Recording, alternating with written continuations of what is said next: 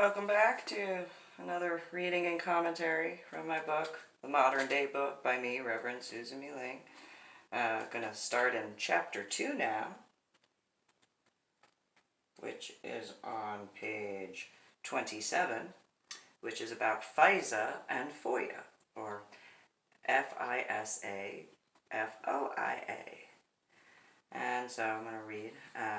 Before I write or discuss my Medal of Honor art project in more specifics, however, with the realization of the aspects of the technological advances of this modern time, being able to record each moment through security camera footage, whether in a public setting, on a tablet, on a computer, through a cell phone, as I'm using, etc. I mean, there's so many different examples, in some regards of giving some assistance to where I can.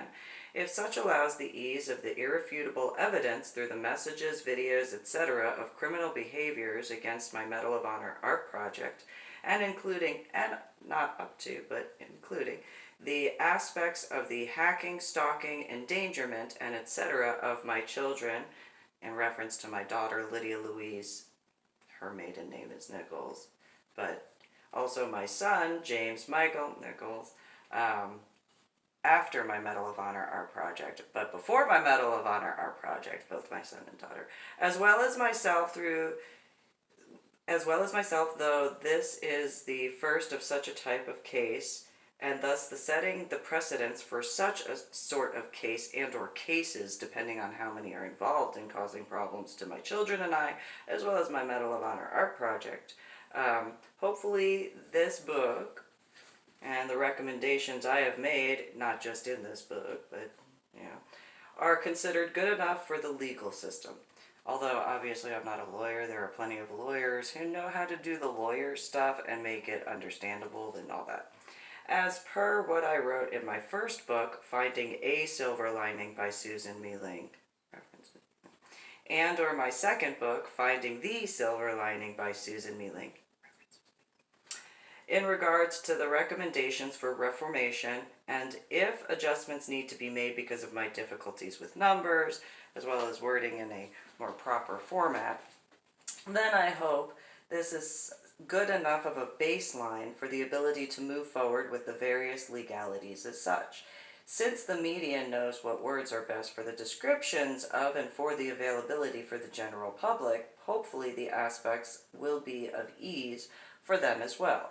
If this assists with labeling and classifying of the term domestic terrorist for that which others had done in regard to my Medal of Honor art project, among other things, then hopefully such will assist the legalities of and for each aspect.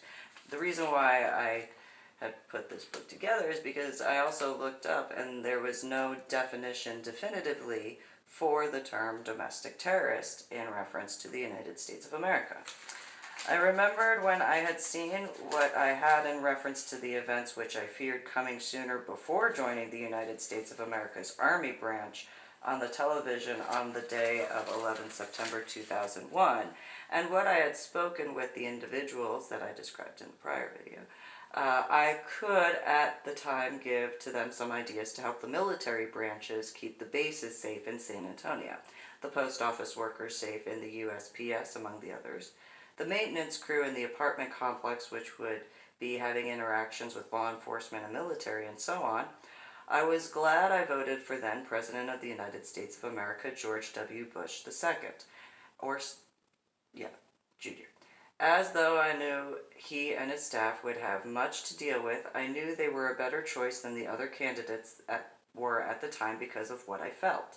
It was not an offense to the DNC or the Democratic National Committee. It was just what felt safest in my thoughts and opinions for the overall. When I learned the names of the people who were in the area at the times of 11 September 2001, I could not think of any person better than who was there at those times in the offices of Washington, D.C. And though when seeing Mrs. Perino, now Mrs. Perino, then Miss Perino, walking towards the podiums, and what looked like a bridal veil streaming backwards of pools of tears behind her as the people of the local news stations in the area In my thoughts and prayers, I kept thinking more positively, hoping they could just push a little bit further before getting off the air to get the important information out, as I knew they would be bigger and better one day, and though what they were dealing with at the time and going through emotionally at the time would get them much further than they could imagine at those times. Though I do not know where some of those news reporters from San Antonio had gone to, I feel they have gone much further than the words I have, though when I have had actually written similar to what my thoughts were in regards to the intelligence of the people of the Five on Fox News, to those thoughts I had back in 2001. I felt it was important to take the time to send that message to them, and while some might come across as weird and odd to others, I felt and feel they really needed that at the moment. Miss Perino had asked on one of the episodes for people to send in a message as to what they thought of the different people of the Five. This was when I was in Washington State, and I shouldn't have been there. And I had taken the time to deal with the pain, but I got on Facebook and I sent a message to Miss Perino and the Five, and my son had a crush on, who is it? Miss Jebediah Smith, like, had a huge crush on her. And anytime she wasn't on the Five, he was, oh, I was like, yeah. But he rushed home from school up until he found out she was no longer on the Five and on Outnumbered.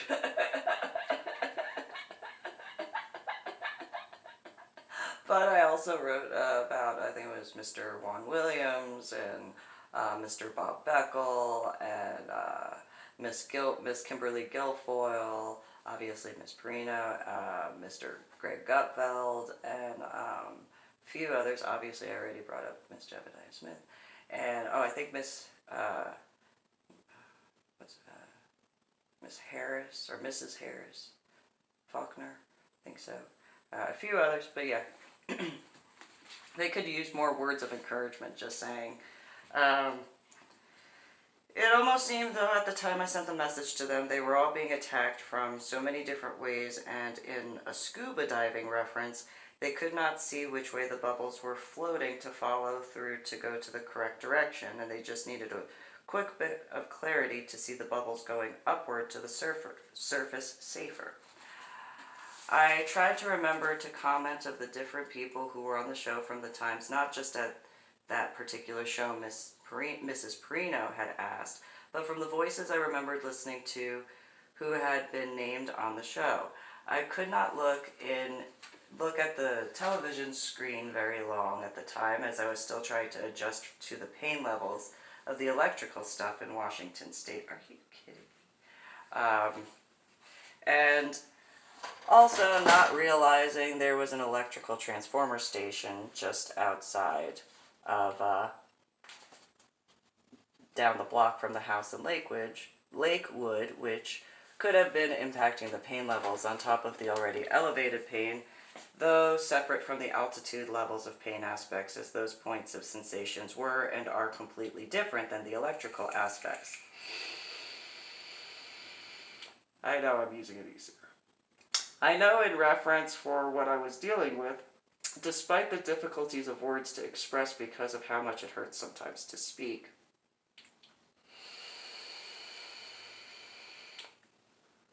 When any of you think about headaches and migraines, and the fact that the mouth is in your face, which is close to where my headaches are, well, my face, but just in general type of way, then the vibrations of the sound coming out from the mouth while not forgetting what it takes to try to formulate the words to speak, it was quite a bit much for my pain levels, and again, not including the electrical aspects thereof. Admittedly, I think in some regards, though my Palm Sunday 2000 head injury did cause me to have certain problems and issues with technology and the electrical aspects of, after surfacing from the bottom of the ocean from the Matthias Abyss when in the Bermuda Triangle when going to the USS or USNS Vandenberg, and not the other aspects of where I had scuba dove, as forgetting those, as those aspects were different and will be discussed in further chapters ahead, as well as other books. As I had noticed, My problems with technology had gotten much worse once returning to land from the last scuba dive out there in the ocean when looking back to evaluate myself, which, while there were issues when cavern scuba diving, there's realistically by that time, that sort of stuff had already begun. I guesstimate as well that Best Buy would be able to go through the records of when I had turned in the different laptop computers to their stores at Geek Squad in comparison from before August 2009 and then the time after August 2009, which is why I was not as upset as some might have thought I would have been when Best Buy had their Geek Squad employee in the Clackamas, Oregon area tell me I could purchase items but not the accidental warranty. Something felt different when in that area, and I could not explain what was going on beyond saying I was being zapped. And thus, the amount of replacements I would have had to get probably would have been triple the minimum of the amount that I had gone through from August 2009 through August 2013. In total, but probably in a 6-month time period for that number, and at most in 1 year of the amount of pieces. The purchase records of the e-cigarettes in combination with the batteries and chargers would probably be a good example from my bank records for an idea as of the Geek Squad employees who actually went through the laptops I turned in at whatever the factory location is to work on those devices. As I guesstimate had seen, while there might have been, a virus on the different laptops, that high-pitched noise was from an e-cigarette charger, though there have been apartment noises as well, from the different individuals. Anyway, that had been issues for me, which have less power in comparison to laptop batteries when you think about it, but they could give examples as to what could hypothetically have occurred while in the state of area, or the area of Washington State. If such occurred, how much longer until justice truthfully happens for those who cause problems, but more importantly, the ones who were affected by those who cause problems, and I. Though before I had set up the books to have the donation aspects to assist where possible today, 17 December 2019, when I was starting writing this, I will be amending my website as such had occurred because of others. The profits are to be mine, of course. Though such had been available to assist, I have a feeling from the time of the first registration through the Library of Congress officially by me in November of 2014 for my first books up through my last book recently, for that first set of writings. Maybe that had been enough. As my Medal of Honor art project began officially in 2014 August timeframe, even though I had come up with the idea when going through confirmation class in the years of 1994 to 1995, at Old Tenet Presbyterian Church, or it might have been 1996 to 1997, for the time when I would have retired from, after becoming the first female Command Sergeant Major of the United States of America's Armed Forces, has gone as it has. I believe maybe I have done enough to prove myself, as well as earned a bit more than I'd given myself credit for at this point, as far as, stuff I've accomplished. Though I do hope my intentions to help and not hinder were seen and understood and comprehended. I do hope my intentions to help and not to hinder were seen and understood as well as comprehended, despite, I think that might be the NSA saying yes. Despite my issues from Palm Sunday, Despite my issues from my Palm Sunday 2000 head injury, I do truly hope justice occurs swiftly in all ways to assist to be better, quicker, sooner, and fuller. Such is true from the last words, and thus far there are not any stated penalties in reference to domestic terrorism thus far, because though the United States of America has put in their percepts of if such falsifications do occur, there is and are penalties. But because of the magnitude and not having had the amount of people to go to such a length to attempt to defraud the government of the United States of America, before there is a need for as unbiased as possible penalties to assist in regards to the requests made, I offer the following suggestions, as I have prior, to such being considerable as the label for domestic terrorism.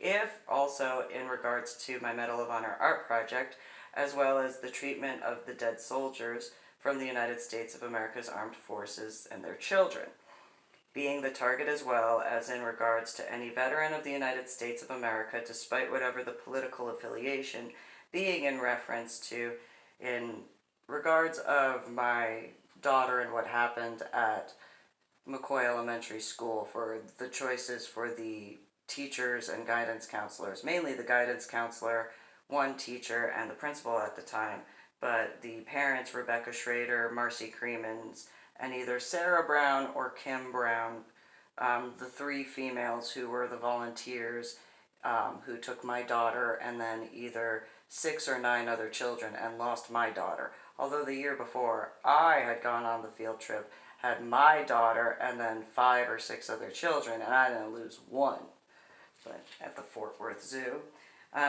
And the effects afterwards thereof, if said in combination is true, whether in reference to those individuals, some before that time frame and or after, in causing problems for my Medal of Honor art project in the after portion, but before, and after my son and my daughter. Obviously me as well, but still.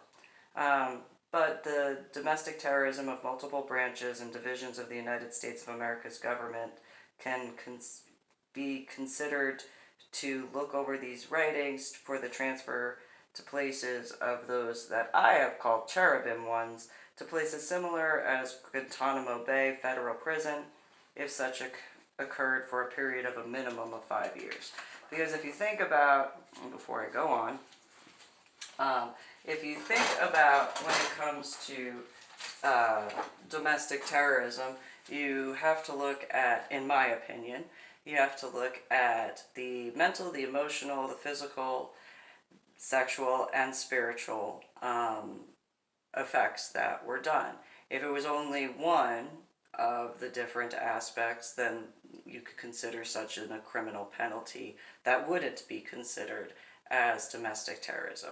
But if it has a combination of, especially if it's in whole of a combination, then you could really make, and I guess the term is, you could make the legal argument that the aspects of having all included for the definition of spiritual terrorism would be the physical being affected. So using myself as an example, it's known that I had the head injury on Palm Sunday in 2000. I deal with headaches and migraines after waking up from the coma, from which also had a subarachnoid hemorrhage. And I deal with memory deficits, cognitive disorders, and I went from college algebra with trigonometry and calculus. So messing with specifically the headaches and the migraines to make those pains worse would be one example. In the mental aspect, purposefully causing problems for my memory, which obviously already has issues, but purposefully changing stories to test my head injury issues, that would be another one. Same thing with the cognitive aspects for a reference of the mental effects of in causing, that sort of stuff, to give a definition for the reference of domestic terrorism. Then if you look at the emotional aspects, well, when it comes to my children, I mean, a parent who loves their child or children, I have 2, so I've always cared about my 2 children, despite the overall in the longer term, but still care, but, obviously pulling on the emotional heartstrings in reference to my son and my daughter, and messing with those aspects, and causing problems for my children purposefully, because that's the only way that you could realistically affect my heart, as well as, law enforcement, military, and so on and so forth. Or to brief in that instead of going through each and every job, you know, the compassionate, honorable, and righteous ones. Um, Going in reference to, so physical, mental, emotional. Then if you get into the sexual aspect, purposefully causing problems to any of my relationships, using myself as the example, of course. If getting involved to purposefully knowing that I wouldn't understand certain things. And I will give the reference of the last male that I had dated before winding up in Washington State from that targeting issue at Cowboys Dance Hall during the Stoney LaRue concert in March of 2013. Nobody knew that Matt and I were dating, not because I was ashamed of him, and I would hope vice versa, hopefully he wasn't ashamed of dating me. However, because I hadn't introduced him to my son in that capacity of dating, even though he had met my son as when scuba diving is, you know, that, I didn't want to cross that boundary until comfortable enough. But if there were the cherubim ones, as I label them, who chose to get involved with the technological aspects, knowing and that sort of stuff, that issue that I have,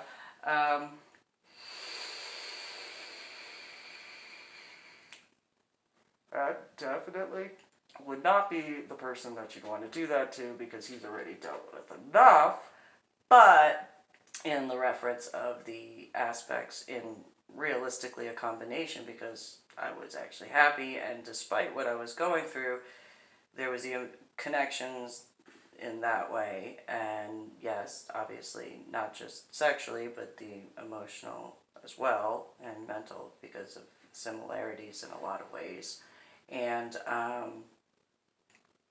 whatchamacallit, but people getting involved to purposefully meddle in our relationship at the time, and not have the right to, in order to wrongly stalk me some more and interject someone that was not who I wanted to be with at all.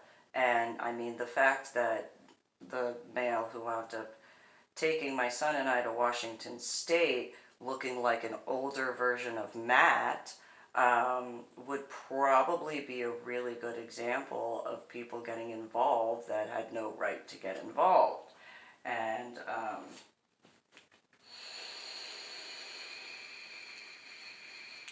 would also be an example of obviously having been stalked because of finding someone that looked like an older version of Matt.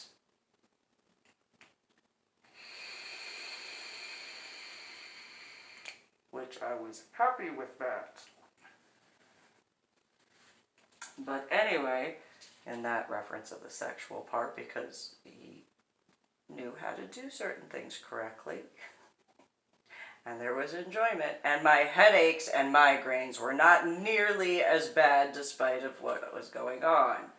And then, you know, the individual that I wound up with not being able to keep up at all, and then absolutely refusing to take care of that in that regard,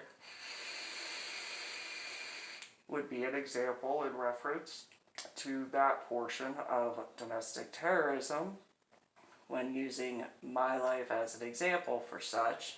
And then in regards of the spiritual torment, messing with my Medal of Honor art project. I spent hours cleaning dog crap off of 6 Medal of Honor recipient markers in Seattle of Washington. I spent more time cleaning the dog crap off of that. Obviously, I already had posted it online that I was doing that, which essentially, through technology, made it in this era much easier to stalk me and harass me wrongly and illegally. Because it doesn't take a head injury to figure out if I did, which I did not invite anybody to go with me to each individual Medal of Honor art project trip. I did not invite anybody to go to the cemeteries with me for any of them until I couldn't find certain ones, and then using technology to manipulate what I found and saw on top of following me and stalking me wrongly and causing problems for my Medal of Honor art project, because I had been respectful to those who had religious markers as well as non-religious markers on their Medal of Honor recipient marker. It doesn't take a head injury to figure out that that would be a form to give as a reference in regards of the overall collective whole for defining through an example of giving definition to domestic terrorism. And so, since there was no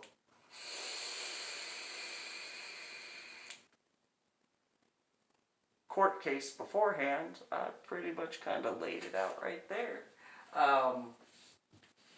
And then, but in the rest of the book, there are other examples, because there's this guy that I was forced to date named, legally his name was Jeffrey Kirkendall Jr., but he was given the nickname of Cactus Jack, because I'm going to pause from the book and just end on that story because I want to go take care of other stuff. But Cactus Jack, also known as Jeffrey Kirkendall Jr., was in ROTC, Reserve Officer Training Corps. I had written about this. It's on my website, in the ornery PSA.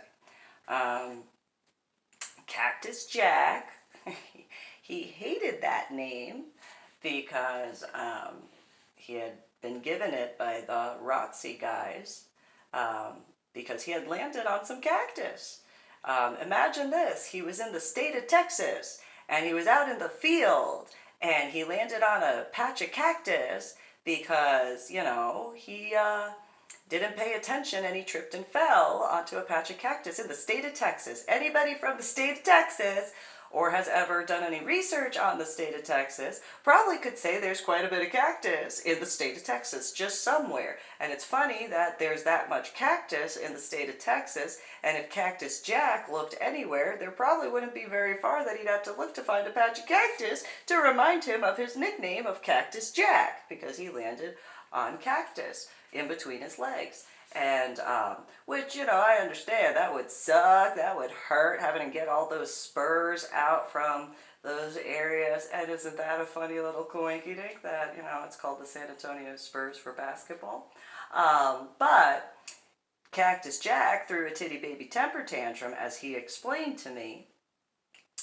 And he said that he knew that the week of Fiesta, or the time of Fiesta, whatever, not being rude to the San Antonians or the Texans, just, you know, but he knew, Cactus Jack knew, that there was going to be some movie guy from the Mad Max movie thing that was going to go to the Alamo Draft House on 410 and 151.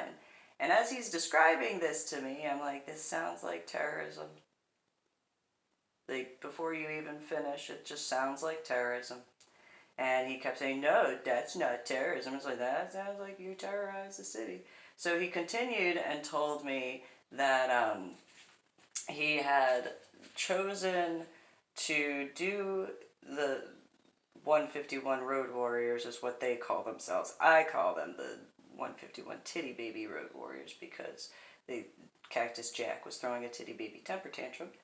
And whatchamacallit, and not all of them, not all of the 151 Road Warriors knew or understood what was going on, but the basic group of them that started it up, yeah. Anyway, so Cactus Jack threw a titty baby temper tantrum that the ROTC guys called him Cactus Jack for landing on a patch of cactus. And instead of being smart and being able to turn that around and be like, hey, you know, like, if you think of, like, the nickname Mad Dog Mattis, you know, from the Marine Corps, I'm sure that, you know, at first he was probably pissed off, and then was like, oh yeah, well, I'll show you a mad motherfucking dog. You know, we're called the Devil Dogs in the Marine Corps, so yeah, I'm a mad motherfucking devil dog. Shit, like that. Much worse language by technicalities for the titty babies. But, you know, Cactus Jack, instead of turning that around and being like, yeah, I'll be a thorn in your side, or I'll do this, or I'll, like, when we get out in the field, I'll handle, like, no, he just whined like a little titty baby bitch. He quit ROTC.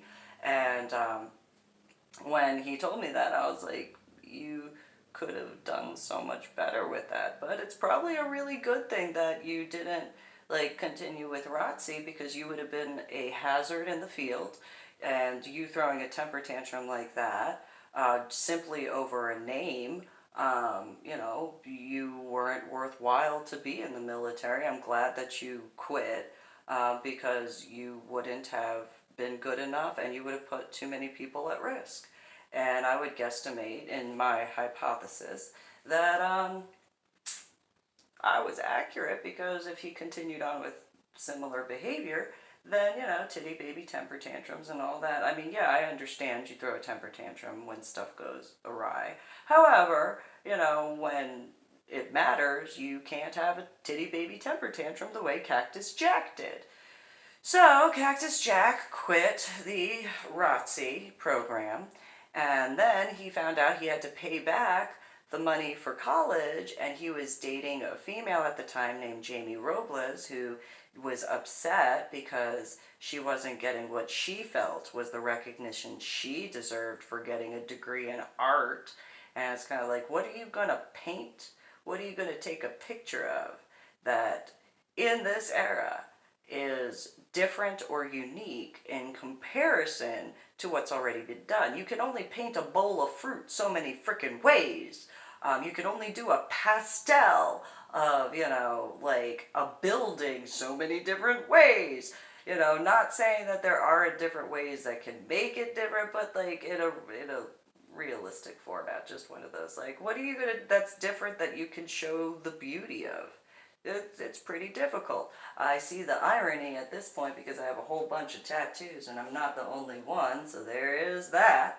But at that time, Cactus Jack and Jamie Robles were, trying to explain to me how it wasn't terrorism, that they chose the loop of 1604 to make sure they hit all 5 military bases, including Camp Bullis, which is where Cactus Jack had gotten the nickname of Cactus Jack. And it encompassed also the University of San Antonio because of the payback and money that they didn't want to do. And then, whatchamacallit, Jamie Robles wanted to be infamous for, taking pictures of them dressed up like Mad Max movie stuff on the loop of 1604, purposefully choosing the week of Fiesta, the day that the Mad Max character guy that was Cactus Jack's favorite of them, to like give a like, look at what we can do type of thing. And it was just every explanation that was given to me, I was like, you just sound like a terrorist.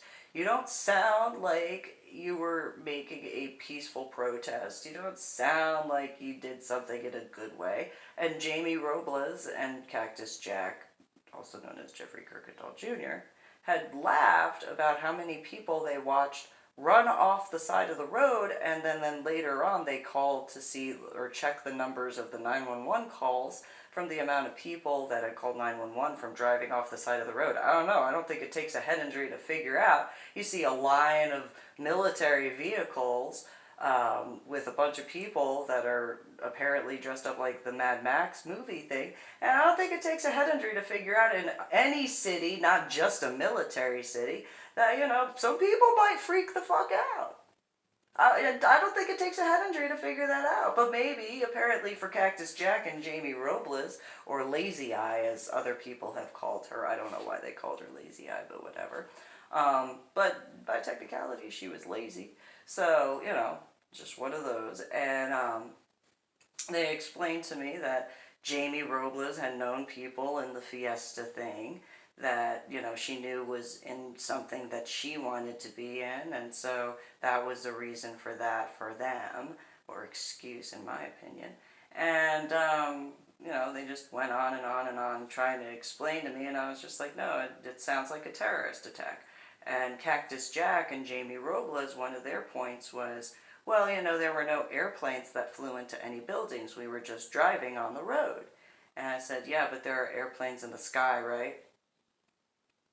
And they said, well, yeah, okay, so there's like a major international airport in San Antonio? Yeah. Well, I guess by technicalities, airplanes were involved too, don't you think? There's 3 Air Force bases. I don't know. At the Air Force, is there any airplanes that fly in the sky? Maybe there's just one airplane at each Air Force base that flies. And all of them are for show. No. Maybe even, at the Army bases, there's an airplane or possibly a helicopter.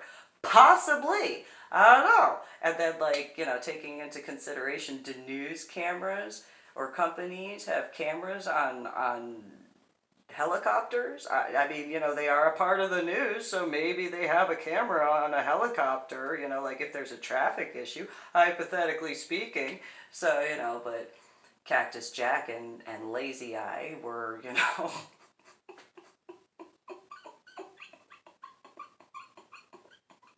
upset with me because I pointed that out, and every person that they introduced to me that was a part of that, they tried to give me the same excuses as their reasons, and no, that doesn't sound right. So then, surprise, surprise to no one, Cactus Jack and the 151 Teeny Baby Road Warriors, along with Jamie Robles, who did the encircling of the city of San Antonio with the loop of 1604 to make sure to get every military base, and they came in from different directions to all meet up, so that way they could do the whole loop at the same time before going down the road of 151.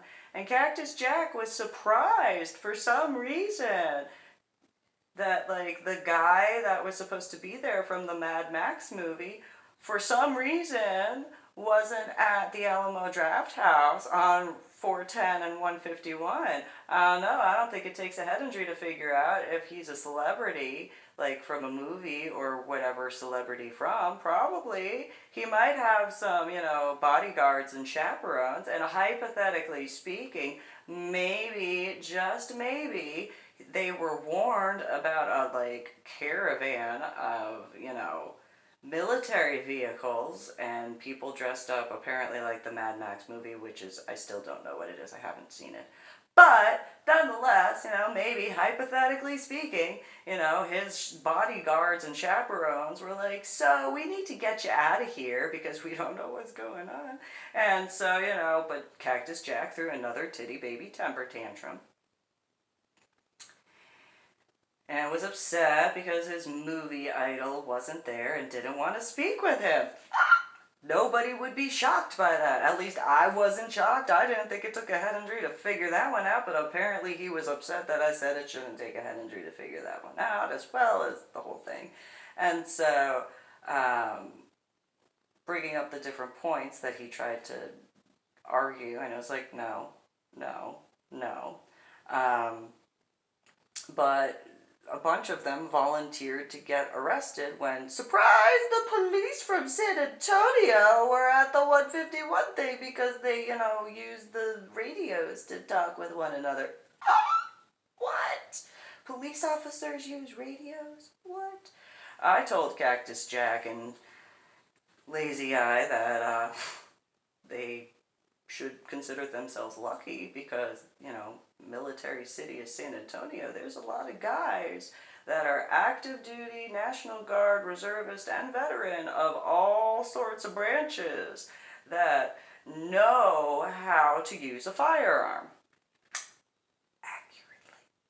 And, just I was told that I was stupid for that. And it's like, you don't know what you triggered in those guys. Like, you don't know, like, those guys, there are guys who have seen similar situations and probably got on their phones and were like, do I do this or do I do that? Do I just press a button or do I, wait? What do I do, Commander? And so, whatever.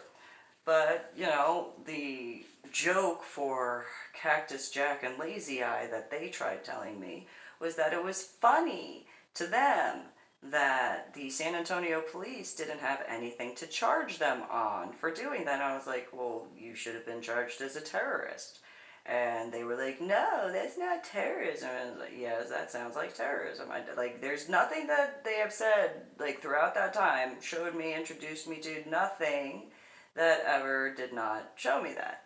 And so, whatchamacallit, over time, you know, the police came up with they didn't have a parade license, and the ones that had volunteered to be arrested, including Cactus Jack's little brother, Jeremy Kirkendall.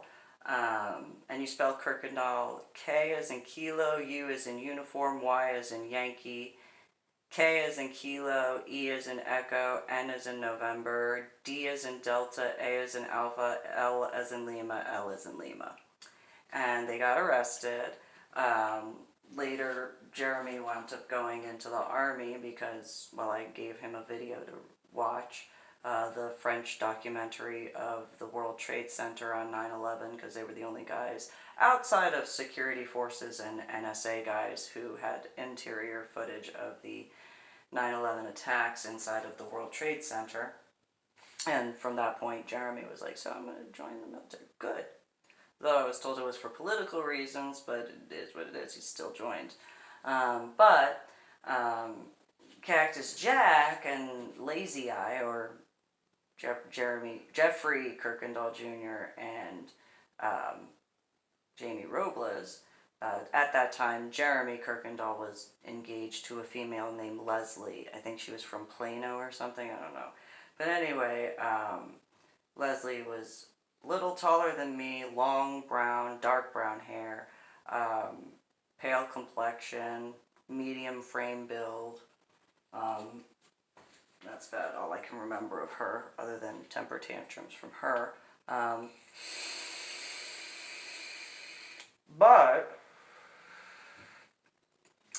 They had been arrested, the ones that had volunteered, for not having a parade license. And I still don't understand, but apparently it's because there's no definition for domestic terrorism at that time.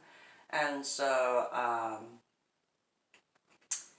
they were booked, and Cactus Jack was upset because his World War II reenacting gear, and he played on the Nazi side. And okay, fine, I understand historical reenactments, that's important. However,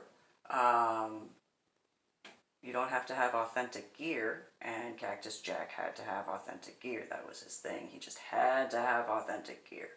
And I was like, you could just get, like, replica shit. But no, he had to have authentic gear. I understand in certain regards having authentic stuff. I do understand that. And then there are things where it comes to that, where it's like, no, the historical aspects are just, you don't have to. But he had to. And so he tried to get his lawyer to argue to get his stuff back, and the lawyer had apparently told the judge in reference to the e-tool, when the judge said, what was it? And this part, not any of the other parts, I actually have to appreciate the pun in the words. That's about the only thing I found funny, was the judge said to Cactus Jack and his lawyer, well, you're probably going to use the e-tool to bury dead bodies. And the lawyer, being a lawyer, said, what, is it illegal to bury dead bodies? And that would be why he got his e-tool back for Cactus Jack. But that was the only thing that I found funny-ish. But that's just a thing with the word aspect. Irony. But Cactus Jack and the 151 Titty Baby Road Warriors had gotten t-shirts. And they made t-shirts, and Cactus Jack was like, hey, look, I'm wearing this t-shirt. I'm so cool. I'm like, you're terrorizing the city of San Antonio. And he said, why would you say that I'm terrorizing the city when I'm wearing this t-shirt? And I said, because you know what it's about. And he said, yeah. I said, and you know what you did. And he said, yeah.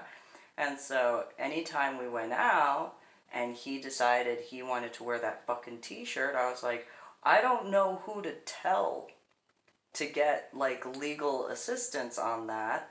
You know, I mean, I have no idea who to be like, hey, but, you know, if you want to wear it out, What is the saying? You can lead a horse to water, but you can't make him drink. Well, I led that horse to water, and he took big gulps.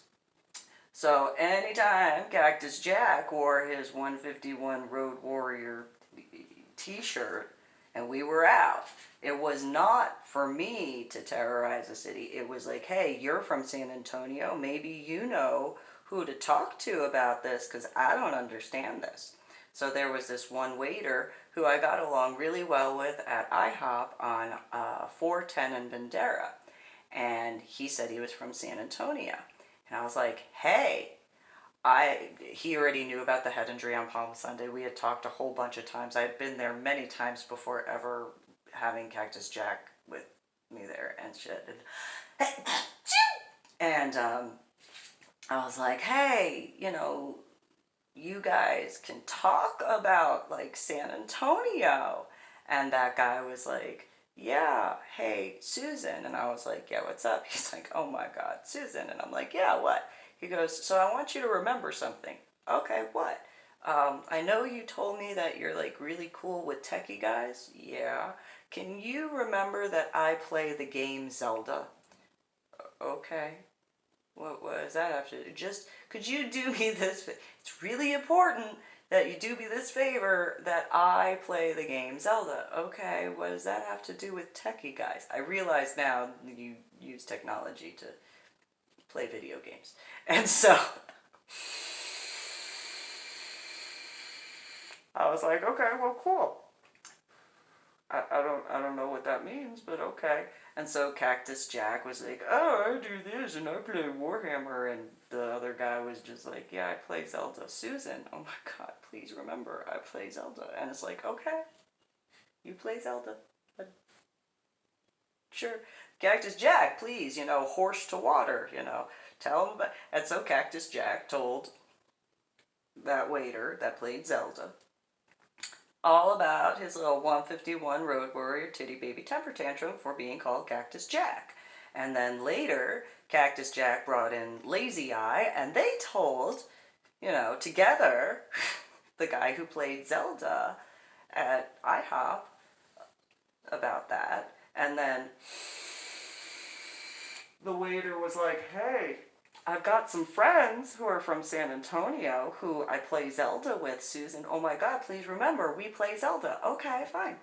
We play Zelda. Okay. I don't play video games. Oh my God, I know you don't play video games. Oh, okay.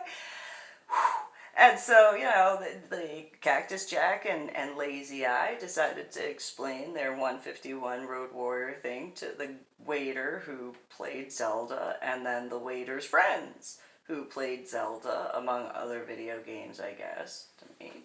And then, like, Cactus Jack, when he wore the 151 t-shirt, and the police officer who I got my Great Danes from, he wore the t-shirt out, and I'm like, I don't think you should wear that. And he's like, no, the San Antonio police officer guy's gonna find it funny. And I'm like, I don't think so. But go ahead. Here, horse, water, drink. Gulp, gulp, gulp. And police officers started coming by the house a few more times to check on Ganesh. And I was like, that's my dog. He's a puppy dog. And so he told that constable repeatedly in front of his police officer vehicle. I don't know, maybe there's like a video camera on police officer videos or a camera on police officer cars that record video, and maybe even on their uniform. And, so Cactus Jack told that guy, a police officer, about that. Then he also told the neighbors in the cul-de-sac about his 151 Road Warrior titty baby temper tantrum as to being called Cactus Jack. Then, after I had dealt with all of the stuff when it came to my dead ex-husband's death and that sort of stuff, I'm going to pause and apologize to the FBI in San Antonio. If I had, not been dealing with a whole bunch of other stuff, I would have probably at some point have figured to go and talk with you guys about it. But, hey, dealing with a few things, and here I gave you the books. So, not trying to be a dick on that, just, I didn't know. And it was a little bit, and then wound up in Carrollton, Texas. And before what happened to my daughter, because of Fort Worth Zoo, Cactus Jack, anytime he went out in Dallas, he wanted to wear his 151 Road Warrior Titty Baby t-shirt. And every time, are you sure? I really don't think that you should be wearing that t-shirt. Oh, I'm not in San Antonio anymore, it's no big deal. There are people like that, I can't, I am the one who doesn't know anything about, pop culture. You make fun of me for that, I know that. I am the one who didn't grow up watching movies all the time. I am the one that, did not do this. I am the one this. I am the one this. I am the one this. I am the one this. I am the one this. I am the one this. I am the only one who is probably like that. I don't think it takes a head injury to figure that out. Again, I am the only one who had a head injury on Palm Sunday in 2000 after joining the military for the United States of America's Armed Forces from New Jersey, even though I was in Illinois because of being moved there. So I am the only one who is completely oblivious to all that other stuff. There are probably maybe some people in the area of Dallas who are from the state of Texas who would look at that t-shirt and listen to your explanation and know you're a fucking criminal terrorist, Cactus Jack. And so, but he told me, no, I don't know what I'm talking about. Or when he said it, you don't know what you're talking about, whatever. And so when going to the scuba diving shop, when we had already broken up by that point, Cactus Jack had to wear his fucking t-shirt there. And so again, saying is you can lead a horse to water, but you can't make him drink. Well, irony, scuba dive in water. And I repeatedly asked, are you sure? I think that you should take off that t-shirt. You sure you want to, okay, you want to wear that t-shirt? Okay, let's go see scuba divers who go scuba diving in water. You horse-faced retard. And, drink up. And so he did. He, told the owner at the time of International Scuba, and he told a bunch of the other scuba divers who scuba dive in water. I don't think that takes a head injury to figure out scuba divers scuba dive in water. And so irony on that, little coinky dink. And so he did that, and then when he was working at Half Price Books in downtown Dallas, again, maybe there's somebody in Dallas who's from the state of Texas who knows what Fiesta is, where I don't. Again, I am the one who doesn't and didn't at that time. But, maybe there's someone, no, okay, fine, what do I know? Fine, I'm the one with that injury, okay. And so, finally when getting rid of Cactus Jack as far as, out of my house, and I made it so uncomfortable for him to be there, and, he just wouldn't leave. He did not get the memo that I did not want to be with him to begin with, although he himself admitted that he knew we weren't ever going to get married, and it's well, duh, I didn't want to date you to begin with. So why would I marry you? That doesn't take a head injury to figure out, Cactus Jack. And so, just saying, you went through the fucking shit in the garage with my now dead ex-husband when he was alive, before the final separation, before he wound up going back in the army. You got interrogated and asked all sorts of questions in the garage by him about me. So,